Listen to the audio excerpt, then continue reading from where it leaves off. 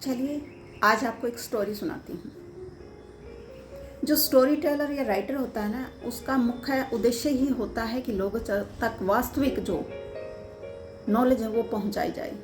लेकिन कई बार लोग इतने जागरूक नहीं होते कि वो उस एसेंस को पकड़ पाएँ। हाँ, ये ज़रूर है कि वो अंधविश्वास में कैप्चर हो जाते हैं। तो ये स्टोरी भी कुछ ऐसी ही है और यहाँ से मैं नेक्स्ट वीडियो में बताऊँगी कहाँ अंधविश्वास आता है।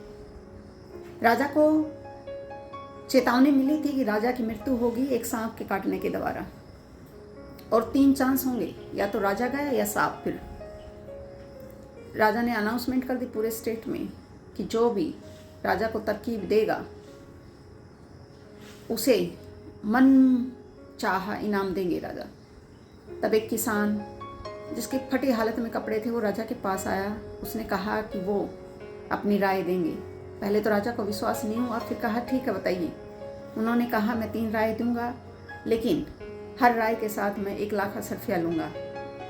अब राजा ने सोचा ज़िंदगी की बात है, बड़ा खजाना है, ज़िंदगी रही तो और हो जाएगा। हाँ बोल दी।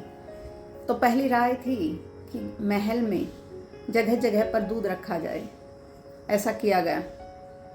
सांप आया, सांप ने दूध देखा, पीकर पेट भरा और सो गया, भूल गया अपने कर्तव्य को। राजा की जान बच गई। अब दूसरी बारी। उस व्यक्ति ने कहा कि जब भी कोई कपड़ा पहने उसे झटका के पहने, डायरेक्ट ना पहने। अब सांप ने सोचा था कि राजा और राजा के आदमी देख लेंगे तो उसे मार देंगे, तो वो चुपचाप रात को अंधेरे में आया और राजा ने जैसे ही अपने कपड़े निकाल के बेड में सोने गया तो वो आकर उसके कपड़ों में बैठ गया।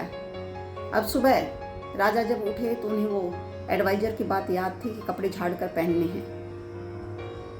राजा ने कपड़ों को झड़काया तो सांप गिरा। आवाज़ दी, तब तक सांप गायब हो चुका था। राजा की दूसरी बार जान बची।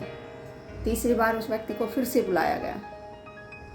अब उस व्यक्ति की राय थी कि जब भी जूते चप्पल कुछ पहने तो उन्हें झड़का कर पहने। नेक्स्ट टाइम सांप ने भी अपना दिमाग लगाया कि राजा अब तो कपड़ों पर तो ध्यान रखेगा, और इधर उधर सब जगह उसके संतरी खड़े हैं। तो रात को अंधेरे में चुपचाप सांप आया और राजा के जो मोजे थे उनके अंदर बैठ गया।